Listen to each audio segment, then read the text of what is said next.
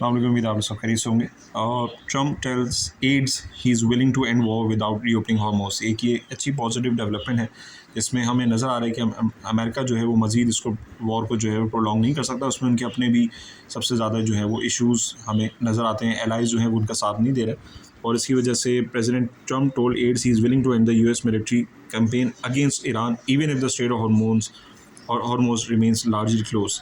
Although हमारे जैसे मुल्क के लिए अंडर डेवलप इकोनॉमीज़ के लिए ये अच्छी बात नहीं होती, लेकिन जब भी पॉजिटिव डेवलपमेंट होती है और हम एक्सपेक्ट करेंगे मज़ीद पॉजिटिव डेवलपमेंट होपफुली मार्केट के अंदर हमें नज़र आए, तो हमारी मार्केट जो है इन न्यूज़ की डेवलपमेंट की वजह से अच्छा रिएक्ट करती है। There are lot of companies जिनके अंदर जो है वो हम या सेक्टर वाइज देखा जाए, अगर मैं शेयर कंप्लाइंस सेक्टर की बात कर लूँ, so there are lot of companies जो कि हमें डिस्काउंटेड लेवल पे इस वक्त मिली। ओवरऑल तमाम मार्केट हमारी डिस्काउंटेड है, लेकिन आप लोग को मैंने पहले भी काफ़ी दफ़ा इस चीज़ के हवाले से मैंने गाइड किया है कि जो इन्वेस्टर्स हैं जिनके पास ऐसी ब्रोकेजेस के अंदर अकाउंट मौजूद है जो ये रिसर्च पोर्टल एक्सेस कर सकते हैं, तो इस रिसर्च पोर्टल के इंडेक्स में आके कि एम आई ऑल को सेलेक्ट करें और फिर 1 मंथ चेंज के हिसाब से देखें कि कौन कौन सी कंपनीज़ हैं जो -10% या -15% या -20% तक जो है वो एक्सटेंड कर रही हैं। और उन कंपनीज़ के अंदर अगर आप लोग चाहें, जैसे सीमेंट सेक्टर है, सीमेंट सेक्टर ज़ाहिर सी बात है, एक तो एक्सपोर्ट डिस्पैचेस लो होने की वजह से और फिर बॉर्डर जो हमारे पास नेबरिंग बॉर्डर अफ़गानिस्तान के साथ जो कॉन्फ्लिक्ट्स वगैरह चल रहे होते हैं उसकी वजह से सीमेंट के ऊपर काफ़ी ज़्यादा इम्पैक्ट आता है। लेकिन टेक्निकल बेसिस पे अगर देखा जाए, जो अच्छी अच्छी कंपनीज़ हैं, डीजीकान सीमेंट हो गया, लकी सीमेंट हमारे पास हो गया, गरीबाल सीमेंट कंसिस्टेंट हमारे पास कंपनी है, पायनियर सीमेंट है, दैन वी हैव MLCF। तो ये आप देखेंगे -13%, -16%। फौजी सीमेंट की अगर हम बात करें, रेवेन्यू वाइज बहुत ज़्यादा ग्रोथ दिखाई है। तो ओवरऑल सीमेंट सेक्टर की अगर हम बात कर लें, काफ़ी ज़्यादा डिस्काउंटेड लेवल पे मौजूद है। टेक्सटाइल कंपोजिट की बात कर लें, निशात मिल हमारे पास हो गया, गुल अहमद, इंटरलूप, अच्छी अच्छी जो एक्सपोर्ट ओरिएंटेड कंपनीज़ हैं, ये 1 मंथ बेसिस पे काफ़ी ज़्यादा अच्छी डिस्काउंटेड हमें लेवल पे इस वक्त जो है वो नज़र आ रही हैं। इसके अलावा अगर हम बात कर लें ऑयल एंड गैस एक्सप्लोरेशन में, तो OGDC PPL जो है मंथली बेसिस पे अभी भी हमें अच्छे बुलिश मोमेंटम में या अच्छे स्टेबल मोमेंटम में नज़र आ रहे हैं। हमारी आप देख सकते हैं कि अभी भी मंथली बेसिस पे 6.90% पॉजिटिव है। PPL काफ़ी हद तक डिस्काउंटेड लेवल पे मौजूद है। फर्टिलाइज़र सेक्टर के अंदर गैस से रिलेटेड इश्यूज़ रहते हैं रिसीवेबल्स के। फातमा फर्टिलाइज़र आप देख सकते हैं -18%, -19% पे खड़ा है, विच मीन्स के टेक्निकल बेसिस पे अगर हम लेट से किसी भी कंपनी का अगर हम जायज़ा ले लें, जैसे अभी फातमा का अगर हमने जिक्र किया, फातमा फर्टिलाइज़र, तो टेक्निकल बेसिस पे आप लोग देख सकते हैं कि टेक्निकल बेसिस पे जो RSI है, अगर मैं RSI को खोलूँ, ये RSI आपको यहाँ पे नज़र आता है। तो मार्केट में अच्छी कंपनीज़ के अंदर या टेक्निकली बहुत ज़्यादा ओवरसोल्ड सिचुएशन वाली कंपनीज़ के अंदर पोजीशन बना के बैठने का अभी फ़ायदा ये होता है कि जब हालात बेहतर होंगे, इसी तरीके से अगर वॉर जो है वो मज़ीद एक्सटेंड नहीं होती और US और ईरान के दरमियान जो है वो सीज़ फायर एक तरीके से हो जाता है इनिशियल कंसेंट पे, तो हमारी मार्केट के अंदर जो मेजॉरिटी सबसे ज़्यादा ओवरसोल्ड स्टॉक्स हैं, अब मेरी जो कम्युनिटी है, ज़ाहिर सी बात है, जो मुझे as an equity consultant hire करते हैं, तो मेरी अपनी कम्युनिटी में जो टॉप डिस्काउंटेड स्टॉक्स हैं जिनके फाइनेंशियल रिजल्ट्स अभी दिसंबर के अच्छे आए, मैं उसके हवाले से अपने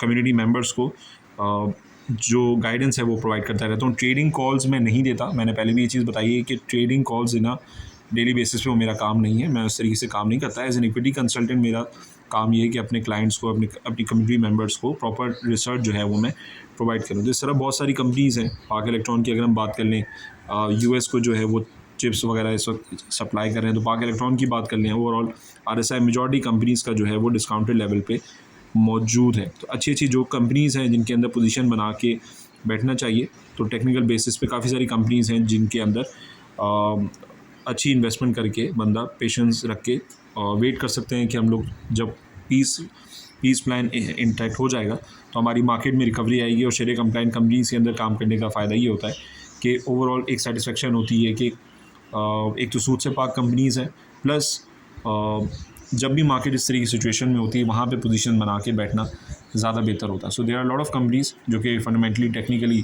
ओवरसोल्ड सिचुएशन में मौजूद है, तो कोई एवरेज कर सकते हैं तो उनको डेफिनेटली एवरेज करें।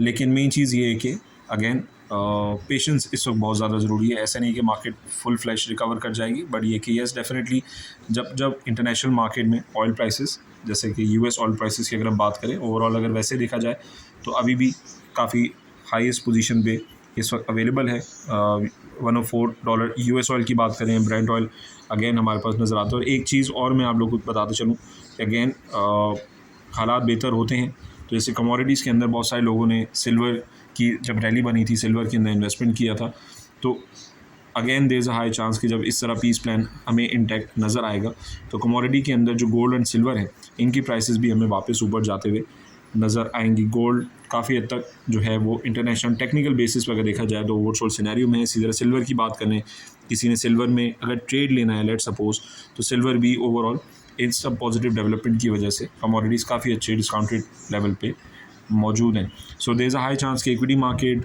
कमोडिटीज़ ये सब जो हैं वो हमें रिकवर करते हुए नज़र आएंगे। तो ओवरऑल अगेन जैसे मैंने पहले भी कहा है कि मार्केट में घबराने की ज़रूरत नहीं होती। अमूमन बहुत सारे लोग जो हैं वो मार्केट में घबरा जाते हैं और पैनिक सेलिंग करते हैं। अगर आपकी अच्छी कंपनीज़ के अंदर अच्छी इन्वेस्टमेंट है तो उसकी इन्वेस्टमेंट रखें।